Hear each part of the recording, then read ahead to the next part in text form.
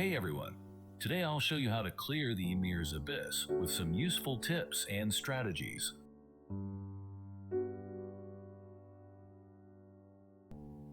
Before we begin, let's go through Ymir 2-67 skills. First, we have Claw Strike. After 3 seconds, the boss will deal a large amount of damage to the targeted area and apply a stack of Frostbitten. The damage of this skill should be mitigated if possible. Next, we have Shattered Ice Ray. After 3 seconds, the boss will deal damage to a random target. If the player is already frozen, they will be immune to this damage. Then we have Sweep. The boss deals a large amount of damage to all targets and applies a stack of Frostbitten. Fatal Smash. After charging up, the boss deals massive damage to all targets once and applies a stack of Frostbitten. This skill is interruptible. Falling Icicles. Randomly drop icicles, dealing damage to all targets hit and applying a stack of Frostbitten. The only prompt that this skill is being casted is the animation on the location of the targeted player. This skill is avoidable. Icy Eruption. The boss will restrain the current target and randomly mark one other player. If that player is in the same area as the restrained target, the damage taken by both parties will be reduced by 60%. Otherwise, it deals massive damage to whoever is in the targeted area. The boss also has an enraged timer where after 365 seconds, its attack speed is increased by 200% and its attack by 1000%.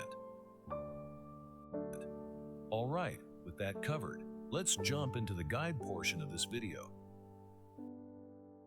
The combat area is divided into 2 sections, Sun and Moon, and you can change where your character stands by pressing the corresponding icon on your screen.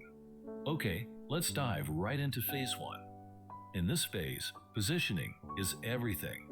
The tank needs to move right to the Moon section, while the healer and the 2 DPS characters should stay left on the Sun section. While you can do this in the reverse order, just ensure the tank is standing separately from the others in the group. This setup is crucial for managing the boss's damage output and keeping everyone alive. In Phase 1, tanks need to focus on 2 mechanics, ensuring the use of Stalwart Shield on the boss's Claw Strike, and maintaining aggro on the boss when it casts Shattered Ice Ray, which in Phase 1 is usually cast immediately after Claw Strike. Tanks can periodically taunt the boss, but it is best to time your shield and taunt just before the boss's Claw Strike is complete. If Shattered Ice Ray is cast on the section opposite the tank can cast Banner of Courage to mitigate the damage taken by the party.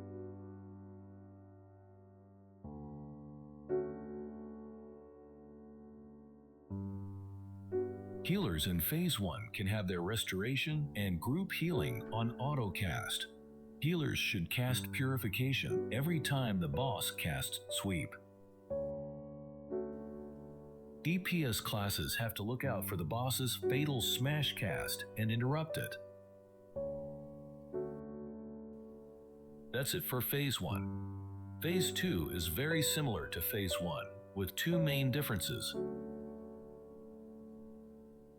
Shattered Ice Ray is rather random and not cast immediately after Claw Strike anymore.